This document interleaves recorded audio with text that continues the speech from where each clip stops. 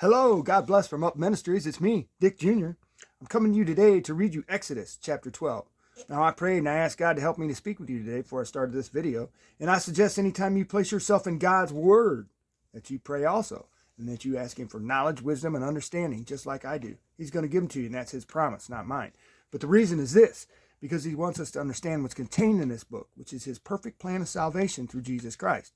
So everything we need to know about sin and salvation through God's Son, Jesus Christ, it's in this book. So let's go ahead and get started.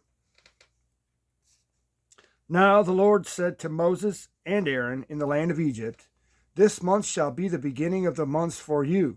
It is to be the first month of the year to you. Speak to all the congregation of Israel, saying, on the 10th of this month they are each one to take a lamb for themselves according to their father's households, a lamb for each household. Now if the household is too small for a lamb, then he and his neighbor nearest to his house are to take one according to the number of persons in them. According to what each man should eat, you are to divide the lamb. Your lamb shall be an unblemished male, a year old. You may take it from the sheep or from the goats. You shall keep it until the 14th day of the same month. Then the whole assembly of the congregation of Israel is to kill it at twilight. Moreover, they shall take some of the blood and put it on the two doorposts and the lintel of the houses in which they eat it. They shall eat the flesh that same night, roasted with fire, and they shall eat it with unleavened bread and bitter herbs. Do not eat any of it raw or boiled at all with water, but rather roasted with fire, both its head and its legs, along with its entrails. And you shall not leave any of it over until morning, but whatever is left, of it until morning, you shall burn with fire.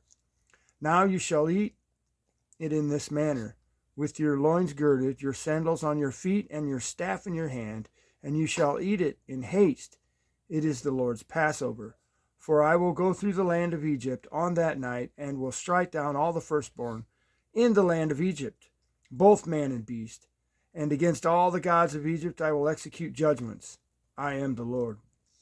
The blood shall be a sign for you on the houses where you live. And when I see the blood, I will pass over you, and no plague will befall you to destroy you when I strike the land of Egypt. Now this day will be a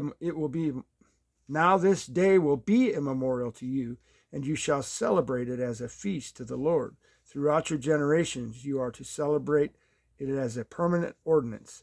7 days you shall eat unleavened bread, but on the first day you shall remove leaven from your houses. For whoever eats anything leavened from the first day until the 7th day, that person shall be cut off from Israel. On the first day you shall have a holy assembly, and another holy assembly on the 7th day. No work shall be done on them except what must be eaten by every person, that alone may be prepared by you. You shall also observe the feast of unleavened bread, for on this very day, I brought your hosts out of the land of Egypt. Therefore you shall observe this day throughout your generations as a permanent ordinance.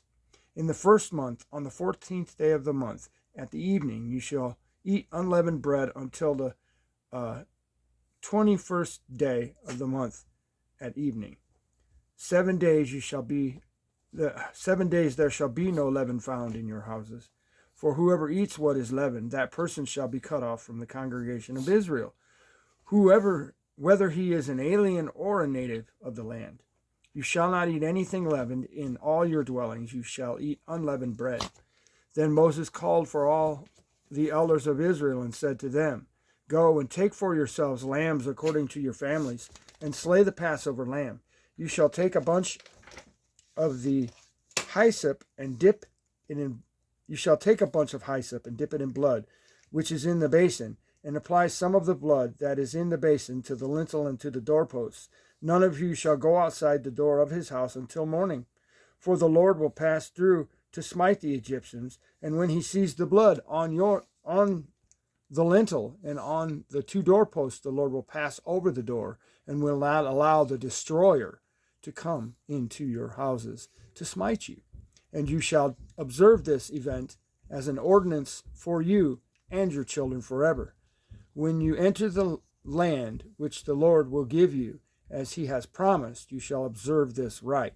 And when your children say to you, what does this rite mean to you? You shall say, it is a Passover sacrifice to the Lord, who passed over the houses of the sons of Israel in Egypt, when he smote the Egyptians, but spared our homes. And the people bowed low and worshipped. Then the sons of Israel went and did so, just as the Lord had commanded Moses and Aaron. So they did. Now it came about at midnight that the Lord struck all the firstborn of the land of Egypt, from the firstborn of Pharaoh, who sat on his throne, to the firstborn of the captive, who was in the dungeon, and all the firstborn of cattle. Pharaoh arose in the night, he and all his servants and all the Egyptians, and there was a great cry in Egypt, for there was no home where there was not someone dead. Then he called for Moses and Aaron at night, and said, Rise up, get out from among my people, both you and the sons of Israel, and go worship the Lord as you have said. Take both your flocks and your herds, as you have said, and go, and bless me also. The Egyptians urged the people to send them out of the land in haste, for they said, We will all be dead. So the people took their dough before it was leavened, with their kneading bowls bound up in cloth on their shoulders. Now the sons of Israel had done according to the word of Moses, for they had requested from Egyptians articles of silver and articles of gold and clothing. And the Lord had given the people favor in the sight of the Egyptians, so that they let them have their requests. Thus they plundered the Egyptians. Now the sons of Israel journeyed from Ramesses to Succoth, about 600,000 men on foot, aside from children. A mixed multitude also went up with them, along with flocks and herds, and very large number of livestock. They baked the dough which they had brought out of Egypt into cakes of unleavened bread, for it had not become leavened since they were driven out of Egypt and could not delay. Nor had they prepared any provisions for themselves. Now the time that the sons of Israel lived in Egypt was 430 years, and at the end of 430 years, to the very day, all the host of the Lord went out of the land of Egypt. It is a night to be observed for the Lord, for having brought them out from the land of Egypt. This night is for the Lord to be observed by all the sons of Israel throughout their generations. The Lord said to Moses and Aaron, This is the ordinance of the Passover, no foreigner is to eat of it. But every man's slave purchased with money, after you have circumcised him, then he may eat of it. A sojourner or a hired servant shall not eat of it. It is to be eaten in a single house. You are not to bring forth any of the flesh outside the house, nor are you to break any bone of it. All the congregation of Israel are to celebrate this.